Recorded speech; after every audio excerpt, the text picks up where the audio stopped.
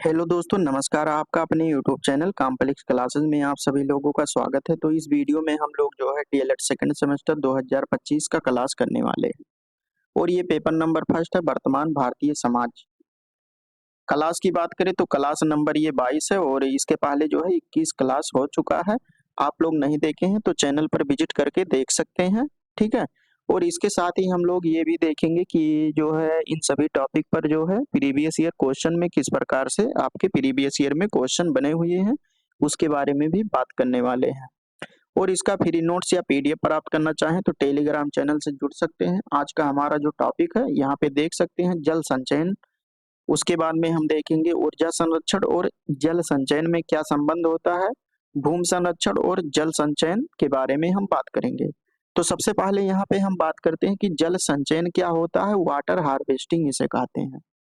तो जल संचयन मतलब होता है कि जल का संरक्षण करना, ठीक है। जल संचयन न केवल जल संरक्षण का एक महत्वपूर्ण साधन होता है, सबसे पहले हम जानते हैं जल संचयन। उसके बाद में यहाँ पे जल प्रदूषण, यहाँ पे देख सकते हैं कि आपके एग्जाम में क्वेश्चन किस प्रकार से बना हुआ है। 2022 और 23 में ये क्वेश्चन आया हुआ है कि जल संरक्षण क्यों आवश्यक है।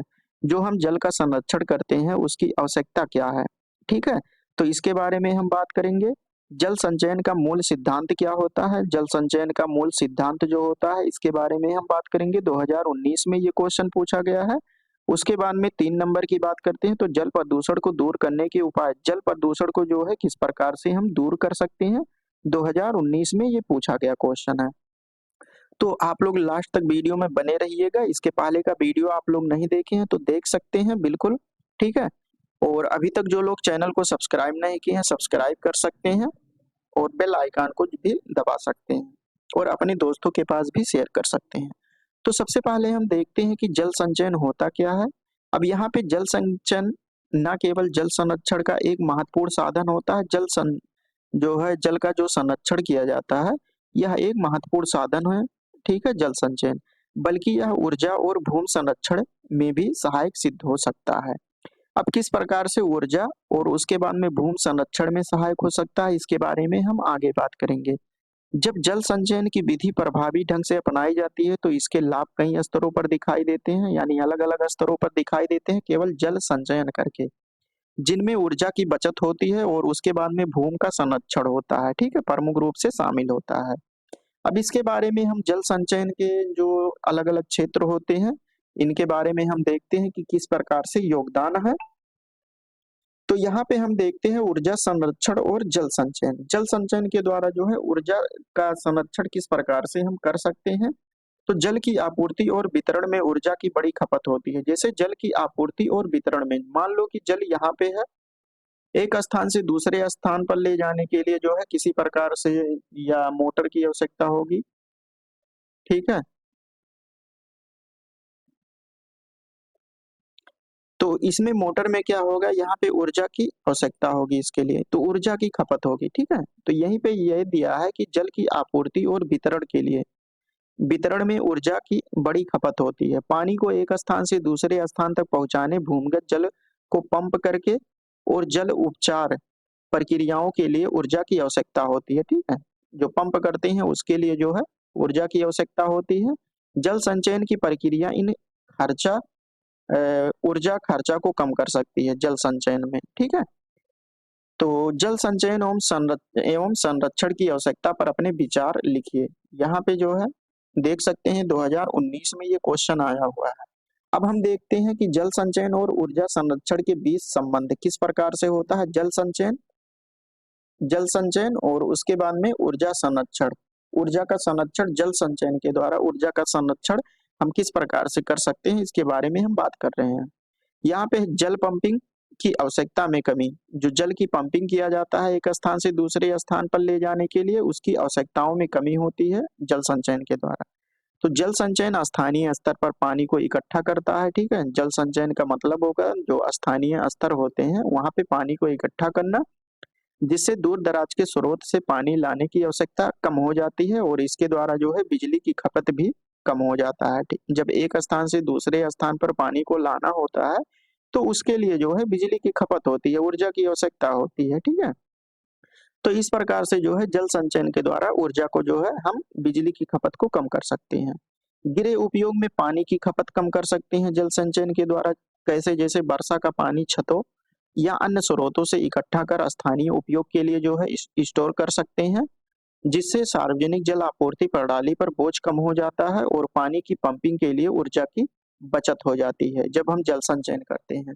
उसके बाद में भूजल पुनर्भरण में सहायक। जल संचयन भूजल को पुनर्भरण करता है, जिससे नलकूपों और बोरवेल, जो नलकूप होते हैं और बोरवेल जो होते हैं, से पानी निकालने के लिए पंपों का कम उपयोग करना पड़ता है, जिससे ऊर्जा की जो है बचत होती है।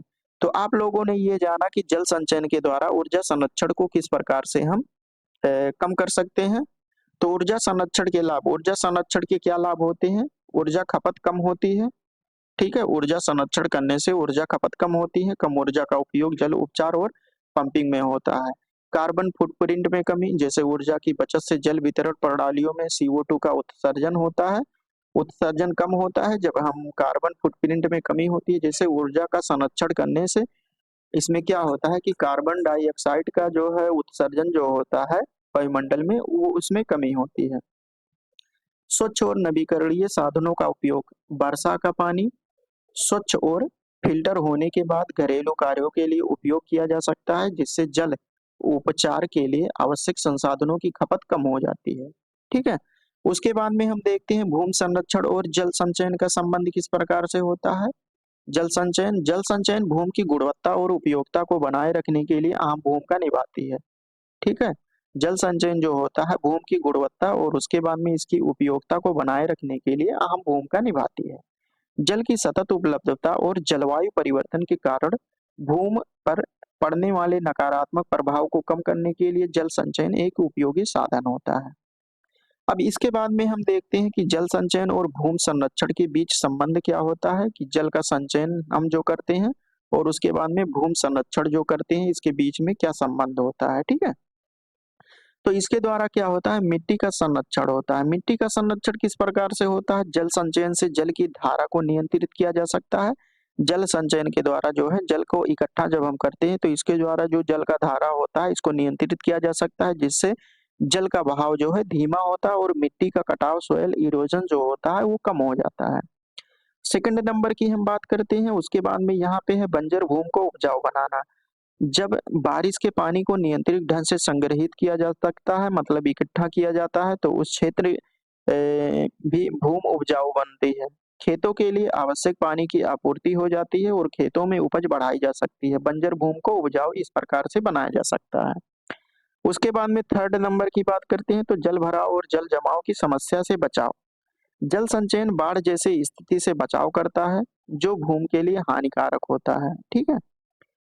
इससे जमीन पर नमी का संतुलन बना रहता है। वनस्पति वृद्धि में वृद्धि, ठीक है, सहायक किस प्रकार से होता है, तो जल संचयन की तकनीकी से इकट्ठा किए गए पानी का उपयोग जो होता है, ये वनस्पति उगाने और हरित भूमि को बनाए रखने के लिए किया जा सकता है। इससे पर्यावरणीय संतुलन जो है बना रहता है और भूमि की जैव विविधता जो को बरकरार रखा जा सकता है।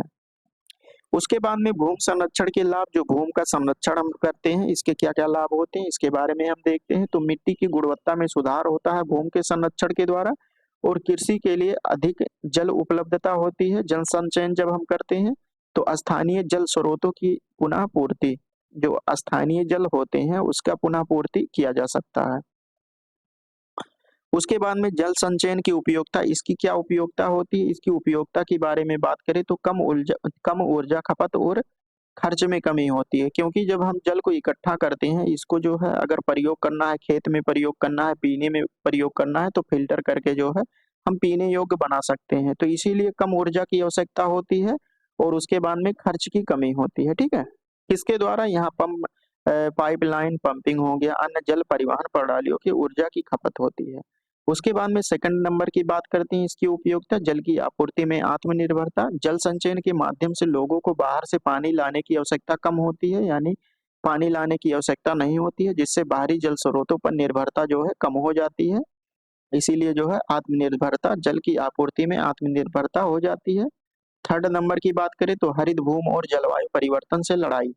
जल संचयन न केवल भूमि को हरा-भरा बनाए रखता है, बल्कि यह सूखे और जलवायु परिवर्तन के प्रभावों की भी कम करने में सहायक होता है।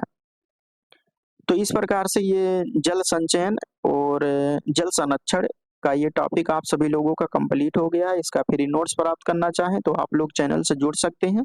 अब यहाँ पे इस जो ये क्लास चल रहा है एग्जाम रथ बैच, इसमें क्या-क्या जो है लाभ होंगे और टेलीग्राम चैनल ज्वाइन करने के क्या लाभ होंगे। जैसे यहाँ पे इम्पोर्टेंट नोटिफिकेशन डेली अपडेट दिया जाता है डेली क्लास का, और फ्री क्लास नोट दिया जाता है, ठीक है। जो यूट्यूब पे ये पीपीटी चल रहा है उसका भी नोट्स आप लोगों को कंप्लीट दिया जाता है। फ्री पीडीएफ हो गया, फ्री प्रीवियस ईयर क्वेश्चन हो गया, फ्री प्रैक्टिस हो गया, और उसके बाद में फ्री कंप्लीट नोट्स यहाँ पे प्रोवाइड कराया जा सकता है।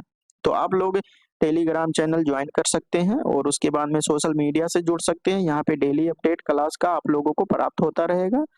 तो अगर वीडियो अच्छा लगा हो तो लाइक कर सकते हैं, अपने दोस्तों के पास शेयर कर सकते हैं, और इस चैनल पर जो है राजन सीरीज का जो राजन सीरीज आपका आता है, और पवन सीरीज का भी क्लास जो है कराया जाएगा। अभी राजन सीरीज का जो है फर्स्ट पेपर का पेपर नंबर फर्स्ट का क्लास चल रहा है। अभी तक जो लोग चैनल को सब्सक्राइब नहीं किए हैं, सब्सक्राइब कर सकते हैं। इस पे जो है आप सभी लोगों को सभी सब्जेक्ट का वीडियो आप लोगों को प्राप्त हो जाएगा और क्लास डेली चलेगा। तो चलिए दोस्तों, अगले वीडियो में मिलते हैं किसी अगले टॉपिक की, इसके आगे वाले टॉपिक्स के साथ। तो तब तक के लिए जय हिंद, जय भारत।